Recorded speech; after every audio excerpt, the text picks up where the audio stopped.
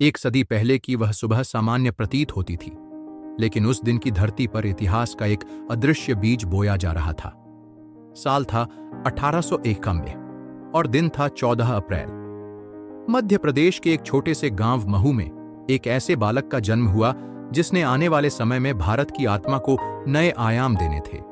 उस बालक का नाम रखा गया भीमराव। भीमराव का जन्म एक महार जाति के परिवार में हुआ था, जिसे उस समय समाज की सबसे निचली सीढ़ी पर माना जाता था। उनके पिता रामजी मालोजी सकपाल ब्रिटिश सेना में सूबेदार थे। अनुशासन, शिक्षा और परिश्रम की छाप उन्होंने भीमराव पर बचपन से ही छोड़ी। लेकिन समाज का बर्ताव कुछ और ही कहानी कहता था। स्कूल में बैठने के लिए चटाई नहीं दी जाती थी, कुएं से पानी निकालने का अधिकार नहीं था, शिक्षक भी उन्हें नजरअंदाज करते थे। फिर भी भीमराव की आंखों में एक अलग चमक थी, एक सवाल, एक जिद और एक आग। बालक भीमराव जब स्कूल जाते थे तो उन्हें दरवाजे के पास खड़ा रखा जाता था। उनकी किताबें भी कोई नहीं छूता था, लेकिन वे बिना शिकायत के पढ़ते थे। हर शब्द जैसे उनके आत्मसम्मान की लड़ाई बन जाता था। उनके मन में एक ही भावना थी, ज्ञान ही मुक्ति है, और उन्होंने उसी रास्ते पर चलना तय किया। रामजी ने भीमराव की शिक्षा को गंभीरता से लिया। उन्होंने उन्हें सतारा भेजा, जहां से भीमराव ने अपनी प्रारंभिक शिक्षा पूरी की। फिर वे मुंबई आए और एल्फिंस्टन कॉलेज में दाखिला लिया। यहां उन्होंने इंटरमीडिएट की परीक्षा पास की और इसके बाद बीए किया। यह उस दौर में एक दलित युवक के लिए असंभव सा माना जाता था, लेकिन भीमराव के लिए यह केवल शुरुआत थी।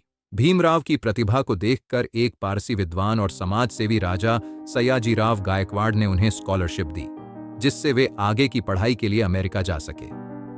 साल 1913 में वे कोलंबिया यूनिवर्सिटी गए। वहां उन्होंने राजनीति, अर्थशास्त्र, समाजशास्त्र और दर्शन जैसे विषयों में गहराई से अध्ययन किया। केवल 3 साल में उन्होंने एमए और फिर पीएचडी कर ली। उनकी थीसिस का विषय था India, ancient and modern, A study in socio-economic history। यह कोई साधारण शोध नहीं था, बल्कि भारत के इतिहास को एक दलित दृष्टिकोण से देखने का प्रयास था। अमेरिका से वे लंदन गए, जहां उन्होंने ग्रेज इन से बार एट लॉ की उपाधि प्राप्त की और लंदन स्कूल ऑफ इकोनॉमिक्स से डीएसएससी की डिग्री भी हासिल की। दुनिया के श्रेष्ठ विश्वविद्यालयों में पढ़कर जब वे भारत लौटे तो उनके पास केवल डिग्रियां नहीं थीं, बल्कि एक लक्ष्य था, सामाजिक न्याय की स्थापना। भारत लौटने के बाद उनका सामना फिर उसी समाज से हुआ जिसने उन्हें कभी चटाई पर नहीं बैठने दी थी। लेकिन अब हालात बदल चुके थे। वे शिक्षित थे, साहसी थे और उनकी वाणी में वह ताकत थी जो पत्थरों को भी पिघला दे। उन्होंने नासिक के कालाराम मंदिर में प्रवेश आंदोलन चलाया, जिसमें उन्होंने हजारों दलितों के साथ मंदिर के बाहर खड़े होकर एक सवाल उठाया, क्या ईश्वर जाति देखता है? फिर आया महाड़ सत्याग्रह। यह आंदोलन पानी पीने के अधिकार को लेकर था। महाड़ नगर पालिका ने एक जलाशय सार्वजनिक घोषित किया था, लेकिन उच्च जातियों ने दलितों को वहां पानी पीने से रोका। डॉ. आंबेडकर ने हजारों अनुयायियों के साथ उस जलाशय पर पहुंचकर पानी पिया। यह क्रांति की शुरुआत थी। यह घोषणा थी कि सम्मान भीख में नहीं मिलता, उसे छीनना पड़ता है। वे केवल आंदोलनकारी नहीं थे, वे एक विद्वान लेखक भी थे। उन्होंने मूक नायक, बहिष्कृत भारत और जनता जैसे पत्रों के माध्यम से समाज में चेतना फैलाई। उन्होंने शिक्षा को सबसे बड़ा हथियार माना और हमेशा कहा, शिक्षित बनो, संगठित रहो, संघर्ष करो। ये नारा बाद में हर दलित आंदोलन की आत्मा बन गया। सन 1930 में लंदन में गोलमेज सम्मेलन हुआ। इसमें डॉक्टर आंबेडकर को दलितों के प्रतिनिधि के रूप में बुलाया गया। उन्होंने वहां खुलकर कहा कि दलित समाज को हिंदू समाज में गिना ही नहीं जाता, इसलिए उन्हें अलग पहचान और अधिकार दिए जाने चाहिए। यह वह क्षण था जब भारत का भविष्य 2 धाराओं में बंट रहा था, एक ओर गांधी जी और कांग्रेस, दूसरी ओर आंबेडकर और उनका न्यायपूर्ण संघर्ष। पूना पैक्ट का वह दौर भारतीय राजनीति में निर्णायक मोड़ था। डॉ. आंबेडकर ने गांधी जी के आमरण अनशन को देखते हुए दलितों के लिए पृथक मताधिकार की मांग छोड़ दी, लेकिन उन्होंने इसके बदले सुरक्षित सीटों की मांग की, जो बाद में अनुसूचित जाति आरक्षण की नींव बनी। यह त्याग नहीं था, यह एक दूरदर्शी समझौता था जिसमें आने वाले कई दशकों के सामाजिक सुधार छिपे थे।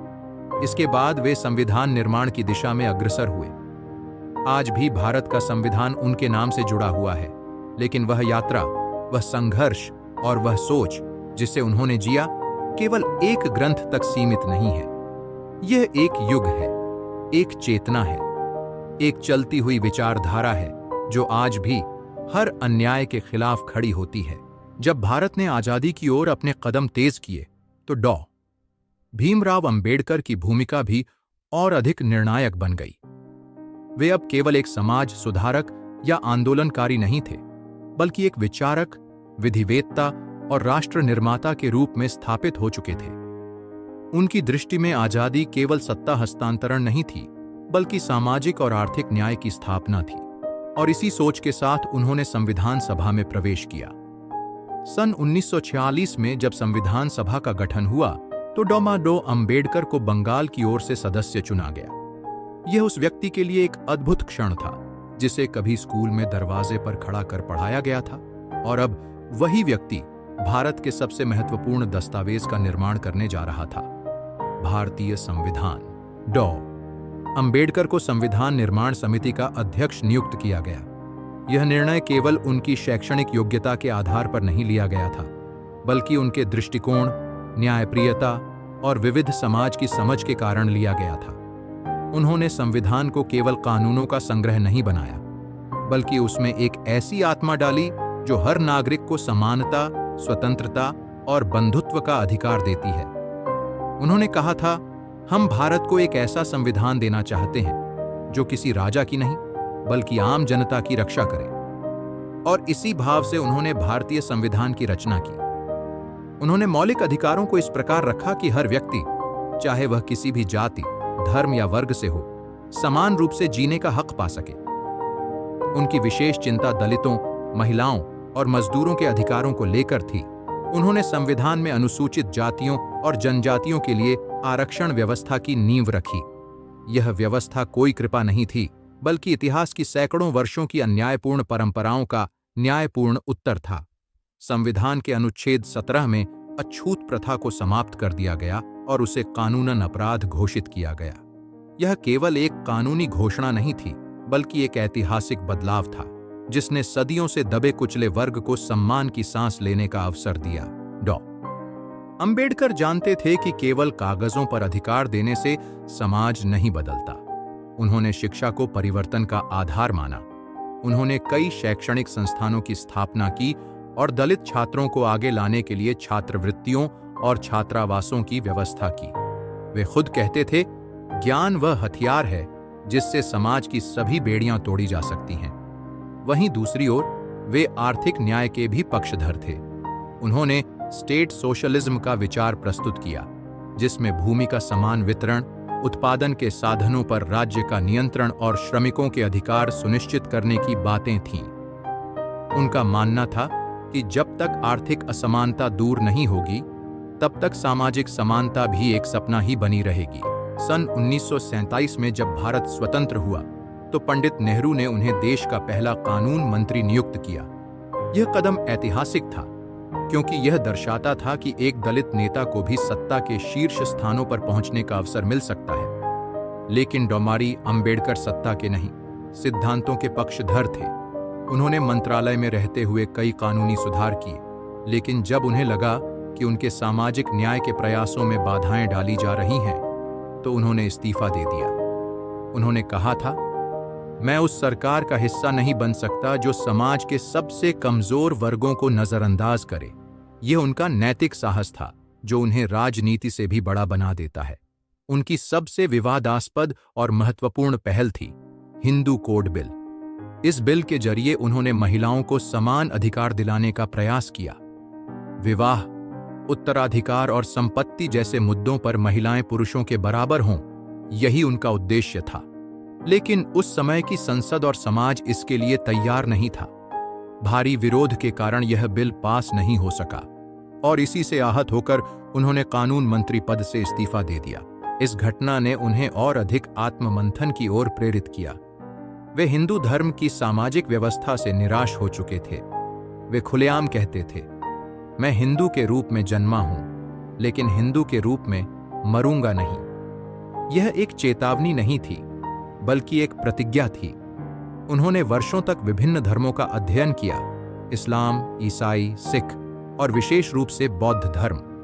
अंततः उन्होंने बौद्ध धर्म को स्वीकार किया, क्योंकि उसमें समानता, करुणा और तर्क की प्रधानता थी। सन 1956 का वह दिन ऐतिहासिक बन गया, जब डॉ. अंबेडकर ने नागपुर में लाखों अनुयायियों के साथ बौद्ध धर्म की दीक्षा ली। यह केवल एक धार्मिक रूपांतरण नहीं था, बल्कि एक सामाजिक क्रांति थी। उन्होंने 22 प्रतिज्ञाएं लीं और अपने अनुयायियों को भी दिलवाईं, जिसमें जाति आधारित सभी मान्यताओं को नकारा गया। उस दिन भारत की आत्मा एक बार फिर जाग उठी। बौद्ध धर्म अपनाने के बाद वे और अधिक सक्रिय हो गए। उन्होंने द बुद्धा एंड हिज धम्मा नामक ग्रंथ लिखा, जो आज भी बौद्ध दर्शन का एक महत्वपूर्ण स्रोत है। इस ग्रंथ में उन्होंने बुद्ध के विचारों को आधुनिक संदर्भों में प्रस्तुत किया और बताया कि कैसे यह दर्शन केवल आत्मिक मुक्ति ही नहीं, सामाजिक क्रांति का भी मार्ग है। लेकिन उनका स्वास्थ्य अब साथ नहीं दे रहा था। मधुमेह और उच्च रक्तचाप ने उन्हें कमजोर कर दिया था। फिर भी वे लिखते रहे, बोलते रहे और समाज को जागरूक करते रहे। उनका जीवन अब एक पुस्तक की तरह हो गया था, जिसका हर पन्ना किसी न किसी संघर्ष की कहानी कहता था। सन 1956 की वह रात जब नागपुर में बौद्ध धर्म स्वीकार किया गया, वह केवल एक रात नहीं थी, वह युगांतकारी परिवर्तन की शुरुआत थी। डॉ. भीमराव अंबेडकर का यह कदम केवल व्यक्तिगत आस्था का विषय नहीं था, बल्कि यह एक सामाजिक घोषणा थी कि अब शोषण का युग समाप्त हुआ, अब नया युग आरंभ होता है। उन्होंने बौद्ध धर्म को अपनाते हुए 22 प्रतिज्ञाएं दिलवाईं, जिनमें उन्होंने ब्राह्मणवादी रूढ़ियों, जातिगत भेदभाव और अवतारवाद का खंडन किया। उन्होंने कहा, मैं बुद्ध का अनुयायी बनकर जन्मों जन्मों की बेड़ियों को तोड़ रहा हूं। लाखों लोगों ने उसी क्षण उन्हें अपना मार्गदर्शक मान लिया। उन्होंने बौद्ध धर्म को एक नई ऊर्जा दी, एक सामाजिक आंदोलन का रूप दिया। धर्म परिवर्तन के बाद वे और भी अधिक सक्रिय हो गए। अब उनका लक्ष्य केवल दलितों का उत्थान नहीं था, बल्कि संपूर्ण भारतीय समाज को तर्क, समानता और स्वतंत्रता की भावना से भर देना था। उन्होंने स्पष्ट किया कि बौद्ध धर्म केवल मोक्ष की बात नहीं करता, बल्कि यह जीवन में करुणा, तर्क और समानता का समन्वय करता है। वे पूरे देश में घूमे, भाषण दिए और लोगों को बताया कि उनका आत्मसम्मान उनके हाथ में है। उन्होंने कहा, अगर तुम खुद को नीचा समझते हो तो दुनिया भी तुम्हें नीचा समझेगी, लेकिन अगर तुम खड़े हो जाओ तो दुनिया झुकेगी। उनकी ऊर्जा असाधारण थी, लेकिन शरीर अब जवाब देने लगा था। उन्हें मधुमेह, उच्च रक्तचाप और कमजोर हृदय की शिकायत रहने लगी। इसके बावजूद उन्होंने अपने जीवन का सबसे महत्वपूर्ण कार्य द बुद्धा एंड हिज धम्मा पूरा किया। यह पुस्तक केवल बौद्ध विचारधारा का परिचय नहीं है, बल्कि यह डॉ. अंबेडकर के जीवन दर्शन का अंतिम बयान है। इस पुस्तक में उन्होंने बुद्ध के विचारों को वैज्ञानिक और सामाजिक दृष्टिकोण से प्रस्तुत किया। उन्होंने बताया कि कैसे बुद्ध ने ब्राह्मणवाद के विरुद्ध खड़े होकर ज्ञान, करुणा और मध्य मार्ग का संदेश दिया। अंबेडकर ने इसे भारत के लिए एक वैकल्पिक मार्ग बताया, एक ऐसा मार्ग जो बिना जाति, रंग या लिंग के भेदभाव के सभी को आत्मनिर्भरता और गरिमा की ओर ले जाए। उनका सपना केवल दलितों को न्याय दिलाना नहीं था। वे भारत को एक ऐसा समाज बनाना चाहते थे जहां कोई भी किसी के सामने झुके नहीं और हर व्यक्ति को उसकी मेहनत और योग्यता के आधार पर स्थान मिले। उनका मानना था कि राजनीतिक आजादी केवल एक शुरुआत है। असली आजादी तब मिलेगी जब हर नागरिक को सामाजिक और आर्थिक स्वतंत्रता प्राप्त होगी। सन 1956 के अंत तक उनका स्वास्थ्य बहुत बिगड़ गया था, लेकिन उनका लेखन और विचारों की धार कमजोर नहीं हुई थी।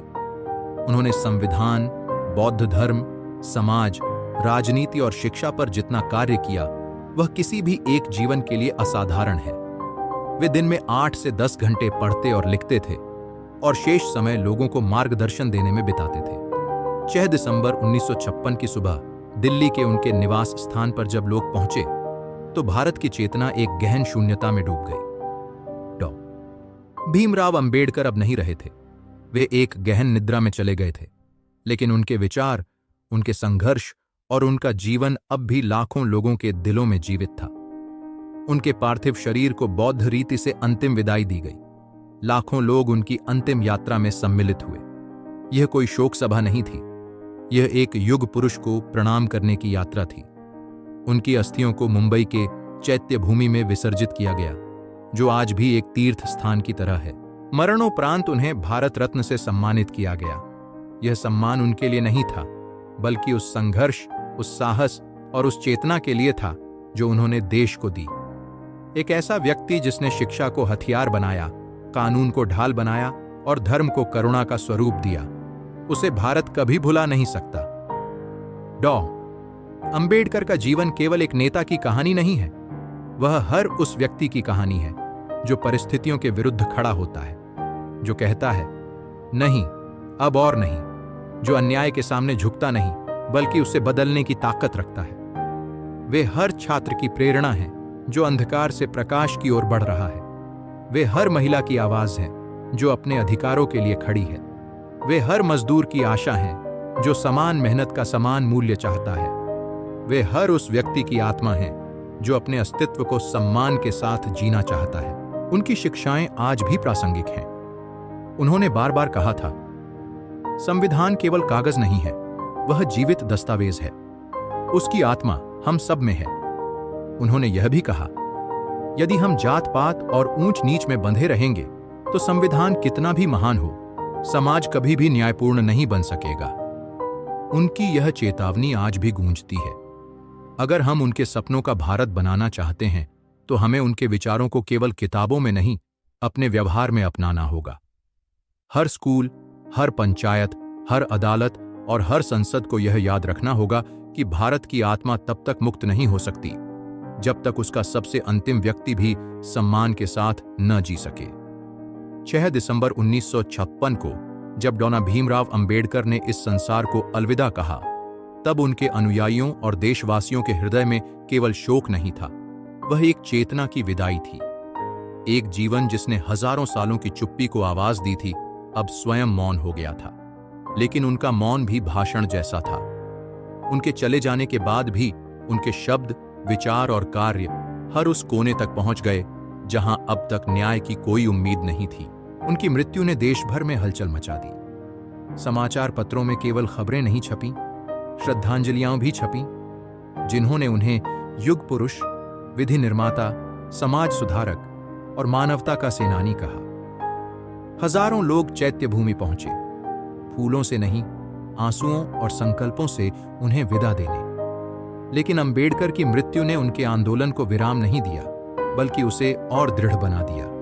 उनके अनुयायियों ने जय भीम का उद्घोष करते हुए इस विचार को जन जन तक पहुंचाया कि हम केवल श्रद्धांजलि नहीं देंगे, हम उनका सपना जिएंगे।